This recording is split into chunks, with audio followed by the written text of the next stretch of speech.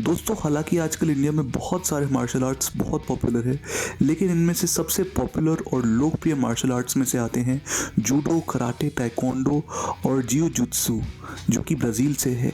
ये सबसे पॉपुलर और लोकप्रिय मार्शल आर्ट्स हैं।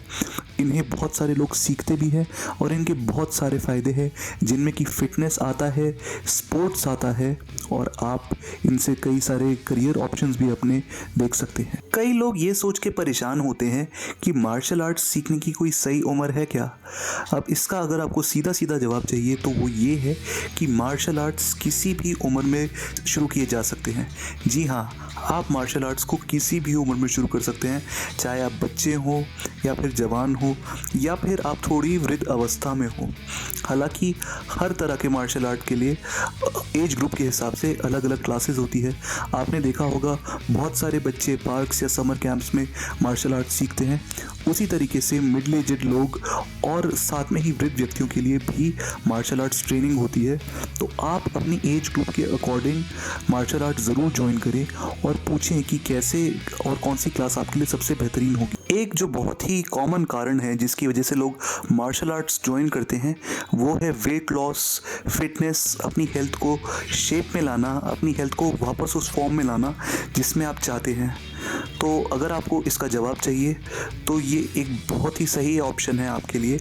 मार्शल आर्ट्स आपको एक बहुत ही बढ़िया वर्कआउट देता है जिससे कि आपकी ओवरऑल बॉडी की फिटनेस कंट्रोल में रहती है, आपका जो एक्सेस वेट है वो भी जाता है और आप मेंटली और फिज़िकली और टफ बनते हैं और आपकी एंड्योरेंस भी बढ़ती है। अब दोस्तों जैसे जैसे टेक्नोलॉजी बढ़ी है, लोगों को कंफर्ट भी मिला है और बहुत सारी फैसिलिटीज़ भी।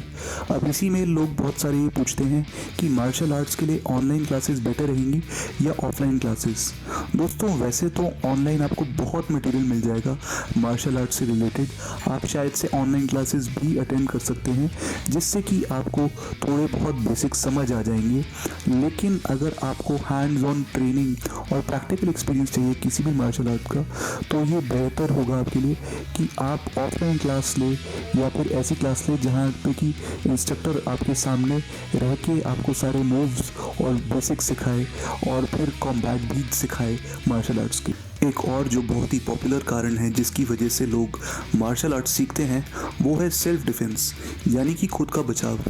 और लोग पूछते हैं कि क्या मार्शल आर्ट सेल्फ डिफेंस के लिए अच्छा है।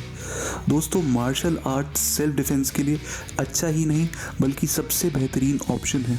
अगर आप कोई भी ऐसा मार्शल आर्ट सीख पाएँ और मास्टर कर पाए तो ये आपके लिए बहुत ही मददगार साबित होगा, ख़ास करके जब आप किसी भी मुसीबत में फंसे हो या फिर आपको अपने बचाव करना हो। आपके अंदर कॉन्फिडेंस भी रहेगा और किसी भी सिचुएशन से निकलने की आपके अंदर अवेयरनेस रहेगी। अगली बात जो लोग जानना चाहते हैं वो ये है कि मार्शल आर्ट्स के क्या कॉम्पिटिशन्स होते हैं प्रोफेशनल लेवल पे। तो दोस्तों आपको पता ही होगा कि कॉम्पिटिटिव लेवल पे आप जहाँ तक चाहें वहाँ तक कॉम्पिटिशन्स होते हैं मार्शल आर्ट्स के।